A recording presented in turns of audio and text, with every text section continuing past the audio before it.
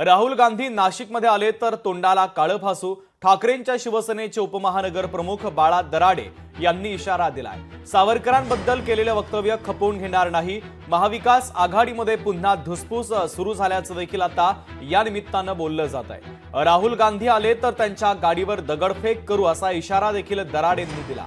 महाविकास आघाडी गेली खड्ड्यात असं वक्तव्य दराडे यांनी केलेलं आहे।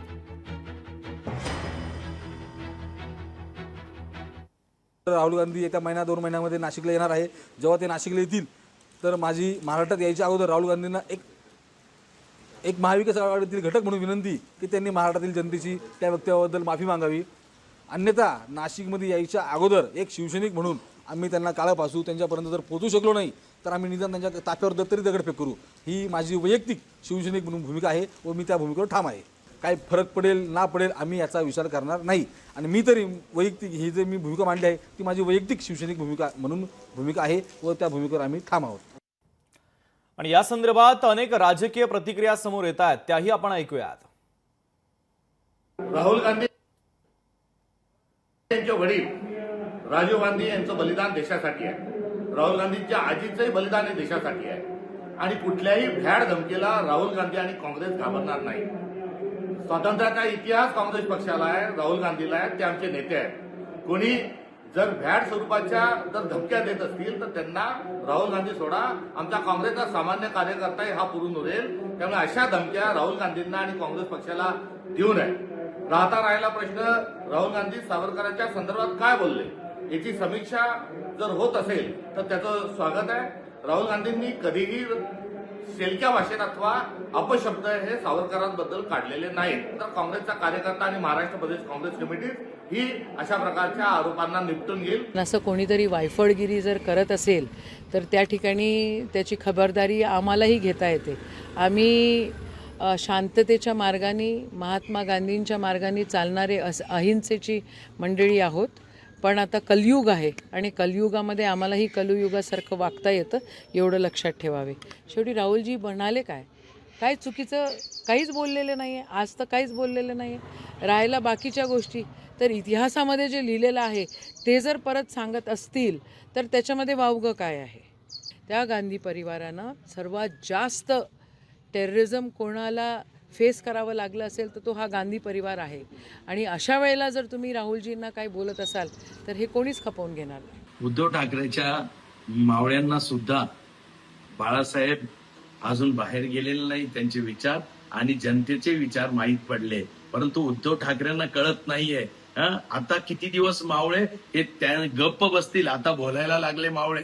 आणि मावळ्यांकडनं तरी उद्धव ठाकरेंनी शिकावं, नाहीतर राहिले साहिलेले उद्धव ठाकरे सुद्धा पूर्ण बुडून जातील। तरी आता उद्धव ठाकरेंनी मावळ्यांकडनं तरी काही शिकावं। सावरकर हे सगळ्यांसाठी श्रद्धास्थान आहेत।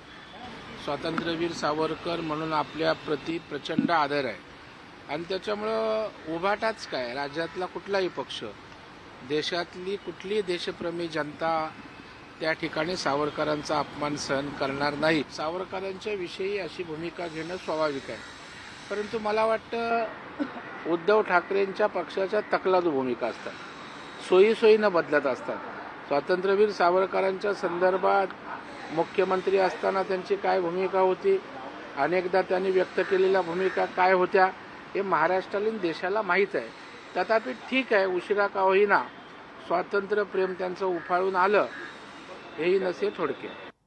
बाळा दराडेंची भूमिका मांडली ती त्याची वैयक्तिक भूमिका आहे, त्याच्याशी पक्षाशी काही संबंध नाही आणि त्याच्यावर काही कारवाई करायची असेल तर आदरणीय पक्ष बघतील। वीर सावरकरांच्या बद्दल आमच्या ज्या भावना आहे हे आम्ही जाहीर रीतीने त्या व्यासपीठावरती मांडण्याचं काम केलेलं आहे। हे जे आता आपण म्हटल्याप्रमाणे मला त्याच्यातली काही माहिती नाही आहे, ती माहिती घेऊनच मला असं वाटते प्रतिक्रिया देणं उचित होईल। परंतु आमच्या भावना या बाबतीत तीव्र आहेत।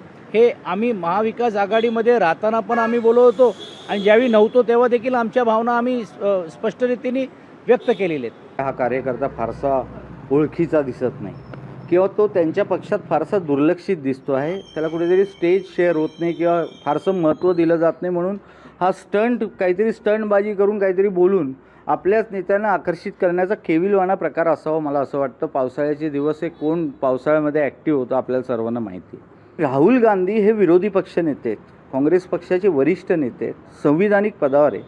एखाद्या अशा नेत्याला जिवे मारण्याची किंवा दगड मारण्याची भाषा करणं हे कुठेतरी ह्याच्यामागे काही पार्श्वभूमी, काही गुन्हेगारी पार्श्वभूमी आहे का, हे सुद्धा आम्हाला आता बघावं लागेल.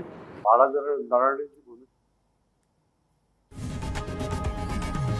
लोकशाही मराठी ऐका, पहा, जागरूक रहा.